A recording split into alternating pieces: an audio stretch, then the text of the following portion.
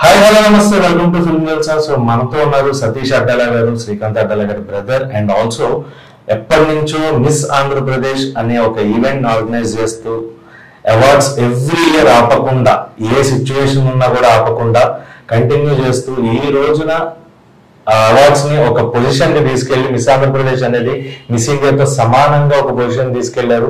And ఇప్పుడు ఆయన మనతో ఉన్నారు. అండ్ ఇప్పటికంటే ఎవరికి ఇంట్రెస్ట్ కదా అసలు దాని గురించి ఏం మాట్లాడతారు మిస్ ఆంధ్రప్రదేశ్ అండ్ శ్రీకాంత్ అడ్డాల గారు బ్రదర్ అయి ఉండి ఈ ఫీల్డ్ ఎందుకు ఎంచుకున్నారు ఆయన మాట్లాడి తెలుసుకుందాం. హాయ్ అన్న, ఎలా ఉన్నారు? చాలా బాగున్నాను. మీరు ఏకంగా మా షోని మిస్ ఇండియాతో పాటు పోల్చారు, నాకు చాలా ఆనందం ఉంది. అంటే యాక్చువల్ గా అది ఇండియా లెవెల్ అనేటప్పటికీ ఆ సౌండింగ్ కానీ అంత విధంగా ఉంటుంది. నేను కూడా ఎప్పుడన్నా మిస్ ఇండియా చేయాలని నాకు కోరిక ఉండేది, బట్ అంతవరకు చేయగలుగుతాను లేదా నాకైతే తెలియదు. కానీ మా మిస్ ఆంధ్రాన్ని మాత్రం ఆంధ్ర ప్రజలకి ఇండియా లెవెల్లోనే నేను నిజంగా చూపించడానికి అయితే నా ప్రయత్నం అయితే చేస్తున్నాను. అర్థమవుతుంది మాకు, అది మీ కష్టంగా అనిపిస్తుంది. సో మిస్ ఆంధ్రప్రదేశ్ ఎప్పుడు మొదలు పెట్టారు, దాని బ్యాక్గ్రౌండ్ ఏంటి, అండ్ ఎంతకాలం కంటిన్యూగా రన్ చేసుకుంటూ వస్తున్నారు కదా? మిస్ ఆంధ్రప్రదేశ్ 2010 లో మొదలు పెట్టాం. అది ఫస్ట్ మొదలు పెట్టింది అయితే నేను కాదు, ఎందుకంటే నా గురువు గారు అనుకుంటే, నా ఫ్రెండ్ అనుకుంటే సాయి గారు అని చెప్పి ఆయన చేసేవాడు. ఆయన నాకు విజయవాడలో ఫిలిం ఇన్స్టిట్యూషన్స్ యాడ్ ఏజెన్సీ ఉంది.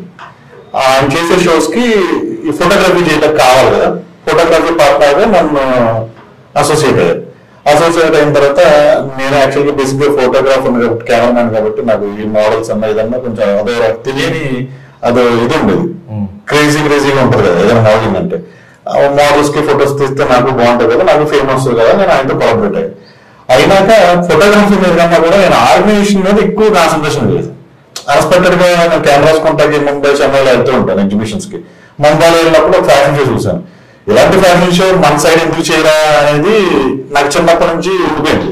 అప్పట్లో టీవీ లేని టైంలో డిషన్ తిప్పుతూ మన యాంటీనా తిప్పుతూ ఉంటే ఈ FTV, VTV అని ఇలా కొన్ని ఛానల్స్ వచ్చాయి. దాంట్లో మోడల్స్ వాచ్ చేస్తారు, చూసుకుంటూ ఉంటారు. ఇంట్లో లేనప్పుడు ఇలా చూసి, అంటే మన తెలియకుండా కొన్ని జరుగుతూ ఉంటాయి కదా చిన్నప్పుడు. ఇంకా అదంతా కూడా నాకు ముంబైలో చూడటం అయిపోయినాక ఎప్పుడైనా చేయలేం మాకు ప్రతిదీ అనుకుంటా ఇది చేయలేం కదా.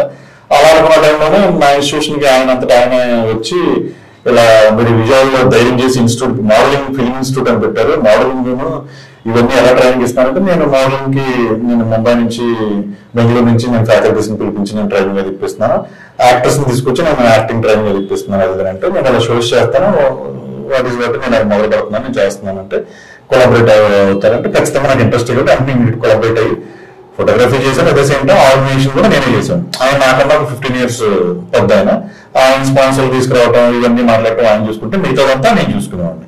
నాకు ఇంకా అది అలవాటు అయిపోయి నా ఇది చూసి ఆయన ఏం చేశారంటే ప్రొడ్యూసర్ గా ఆయన షిఫ్ట్ అయిపోయి, యాక్చువల్గా ప్రొడ్యూసర్ రియల్ ఎస్టేట్ ఇవన్నీ చేస్తూ ఉంటారు అనమాట. ఆయన షిఫ్ట్ అవడం వల్ల దీన్ని నేను కంటిన్యూ చేశాను.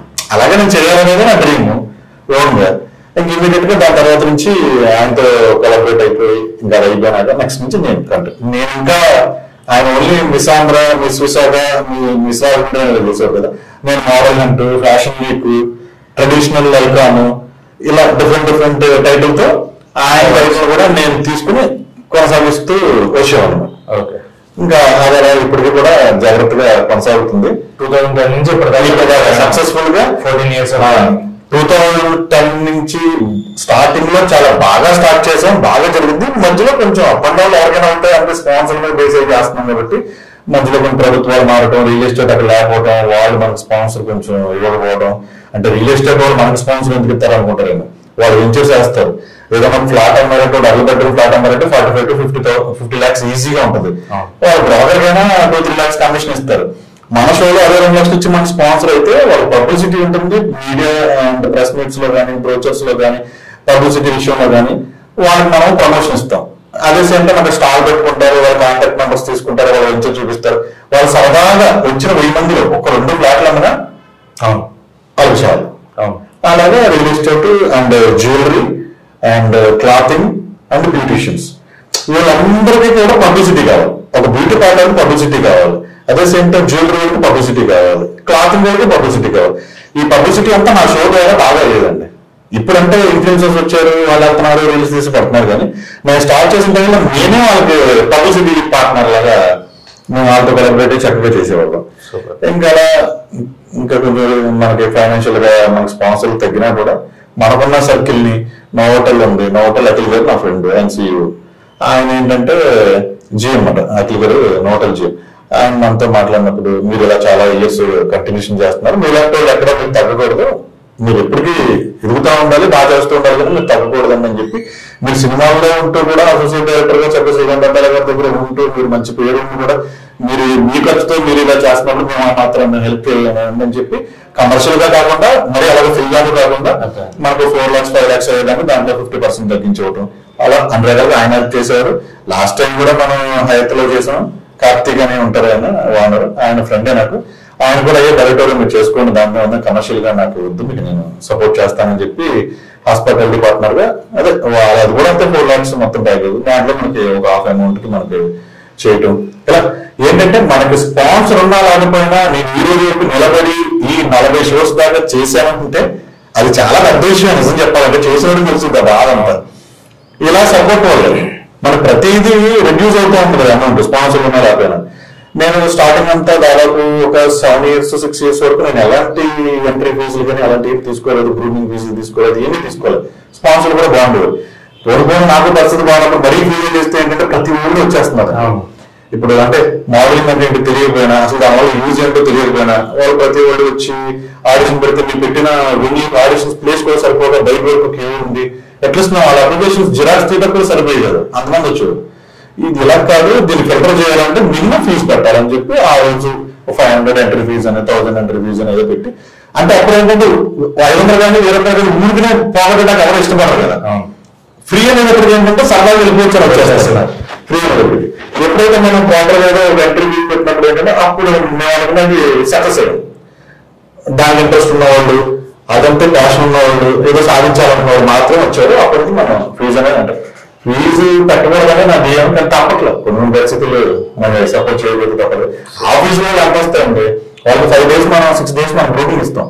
ఒకప్పుడు 10 days ఇచ్చేవాళ్ళం, ఆయన డేస్ మళ్ళీ బ్యాంక్ హాల్ బుక్ చేసి దానికి రెండు డైలీ మినిమం 50,000 నుండి ఏ బ్యాంక్ హాల్ ఉందంటే ట్రైనింగ్ ఉంటుంది, ఒక 100-200 members పెట్టేది బ్యాంక్ హాల్ కావాలంటే ఖచ్చితంగా డైలీ 50,000 ఉంది మినిమం. అది వాళ్ళు ఇచ్చేటప్పుడు దానికి కూడా రావు. ఇంకా మిగతా నేనేదో సర్కిల్లో పోయి నా కొంచెం ఫ్రెండ్ సర్కిల్ కొంచెం ఎక్కువ కాబట్టి, ఏదో పేరు ఉంది కాబట్టి, విజయవాడ బిజినెస్లు ఉన్నాయి కాబట్టి అందరూ కొంచెం సరే అని ఏదో ఎలా అంటే సపోర్ట్ మనకు వీడికి ఇవ్వాలి, లేదంటే మనం చంపుతాడు, అంత కష్టపడి చేస్తున్నాడు, మళ్ళీ వీడు బాగా వేస్తాడు, 4 కష్టపడతాడు, పొద్దున ఏదో ఒక పెద్ద కంపెనీ వెళ్తే టైప్ అవుదా, ఏదో ఐటీసీ కంపెనీ అయినా హిందుస్థాన్ ఏదో లిప్స్టిక్ కోడైనా రేలానని ఏదో ఇక్కడ ఎవరైనా రాకపోతారా మా ఊరు చుట్టాకపోతారా అని చెప్పి ఈ ప్రయత్నం అందరూ కూడా నాకు బాగా సపోర్ట్ చేశారు. అంటే నా ఫ్రెండ్స్ కూడా చిన్న చిన్నగా ఇన్వెస్టిగేట్ చేసే వాళ్ళు ఉన్నారు, వాళ్ళు కూడా చిన్న ప్రమోషన్స్, వాళ్ళు కూడా ఏంటంటే కొత్త కొత్త కాంటాక్ట్స్ కావాలి, కొత్త కొత్త కస్టమర్లు కావాలి వాళ్ళకి, నా ద్వారా ఇదంతా ఉంటుందని చెప్పి. ఈ సెలూన్ కూడా నా ఫ్రెండ్స్ ఉన్నారు, వాళ్ళు ఫ్రీగా ఏదో ఇంత చేస్తున్నారు, వాళ్ళని తింటిస్తాను. ఇలా రకరకాలుగా ప్రసాద్ అని చెప్పి యాడెడ్ ప్రొడక్షన్ ఉన్నాడు, తాడు నా ఫ్రెండ్, తనకి చాలా బిజినెస్లు ఉంది. తను ఏం చేస్తాడంటే నువ్వు ఎక్కడ తగ్గమాట ఫస్ట్ నేను మోడీ చేస్తానని ముందు తెలుస్తాడు, తనకి ఏం ఉపయోగం లేదు. అదే అంటే తన ఎడిట్ ప్రొడక్షన్స్ అనేది ఈ డబ్బింగ్ స్టూడియో అంటే మూవీ ఎడిటింగ్ ఇవన్నీ చేస్తూ ఉంటాడు. అదే సేమ్ టైం సాఫ్ట్వేర్ కంపెనీ కూడా ఉంది. దానికి ఉపయోగం లేదు. కాబట్టి తన ఉద్దేశం ఏంటంటే కంటిన్యూషన్ చేస్తున్నాడు, ఆపకూడదు, నా వైపు నుంచి నేను ఇవ్వాలి, అడిగినా అడగకపోయినా అనేది. నేను ఇప్పుడు కూడా ఈ ఇంటర్వ్యూ ముందు నేను నిన్న కలిసినప్పుడు నేను అడిగితే నేను చూసుకుంటాను, ఆ ముందు చదివుతుంటే నేను భరిస్తాను, డాడీ అంతే మొదలు పెట్టాడు. అంటే ఇలాగండి, అంటే ఫస్ట్ ఆఫ్ ఆల్ మనం చేసే పని మంచిదై ఉండి దానివల్ల 10 మందికి ఉపయోగం కలుగుతుంది అని అనుకుంటే ఖచ్చితంగా నువ్వైనా నేనైనా సపోర్ట్ చేస్తాం. అంతే కదా, మంచి పని చేస్తాం. లక్షలు ఇచ్చేది మనకేం దాంట్లో మనకు నిలుపు ఉండవు. నేనే అసోసియేట్ డైరెక్టర్ గా వర్క్ చేస్తూ వేరే ఈవెంట్స్ చేస్తూ ఫోటోగ్రఫీ యాడ్స్ ఇవన్నీ చేస్తూ ఆడపిల్లని తీసుకొచ్చి ఇక్కడ కడతాను. ప్రతిదీ వాళ్ళు ఇచ్చే డబ్బులతో నేను చేయలేను. నేను కరోనా అయిన తర్వాత ఇమీడియట్ గా షోస్ చేశాను. కరోనా టైంలో కూడా సెకండ్ వేవ్ కంప్లీట్ అయినప్పుడు హోటల్లోనే చేశాను. చాలా ప్రికాషన్స్ తీసుకుని చేశాను. కుర్చీ పెట్టేటప్పుడు కూడా మినిమం 5 feet డిస్టెన్స్ లో చైర్ టు చైర్ కూర్చోబెట్టి చేశాను. నాకు అంత ప్రజలు ఉంది, మీరు చెయ్యండి, అంతా ఓకే అయిపోయింది కదా, సెట్ అయిపోయింది కదా, మీరు ఆపితే ఎలా అది అని చెప్పి చేయండి అని. వాళ్ళు అంత ఇంట్రెస్ట్ ఉన్నప్పుడు మనం కూడా అదే ప్రికాషన్స్ తీసుకుని పోలీసు వాళ్ళు ఏదైతే రూల్స్ అండ్ రెగ్యులేషన్స్ ఉన్నాయో అవన్నీ మెయింటెనెన్స్ చేస్తూ జాగ్రత్త సక్సెస్ఫుల్ గా చాలా బాగా చేశాను. అప్పుడు కూడా చాలా జనం వచ్చారు. ఆడిషన్స్ మాకు ఒక షోలో జరిగింది. ప్రతిదానికి ఆడిషన్స్ ఉంటాయి, షో ఉంటుంది. ఇదంతా ప్రాసెస్ అంతా ఏంటంటే ఏపీ మొత్తం జరుగుతుంది. మిస్ వెస్ట్ గోదావరిని భీమవరంలో చేస్తాము, మిస్ విశాఖ చేస్తాం, మిస్ నెల్లూరు చేస్తాం, మిస్ రాజమండ్రి చేస్తాం. ఇలా ప్రతి చోట షోస్ చేసి ఆడిషన్స్ చేసి షో చేసి వాళ్ళు ట్రైనింగ్ ఇచ్చి అక్కడ విన్ అయిన 3 మెంబర్స్ అందరం తీసుకొచ్చి మళ్ళీ విజయవాడ తీసుకొస్తాం. విజయవాడ తీసుకొచ్చి మిస్ ఆంధ్ర అని చెప్పి మళ్ళీ ఇక్కడ మళ్ళీ 10 రోజులు ట్రైనింగ్ ఇచ్చి మళ్ళీ మిస్ ఆంధ్ర అని చెప్పి గ్రాండ్ ఫినాలే చేస్తాం. అంటే ఇదంతా 1 year ప్రాసెస్ అండి.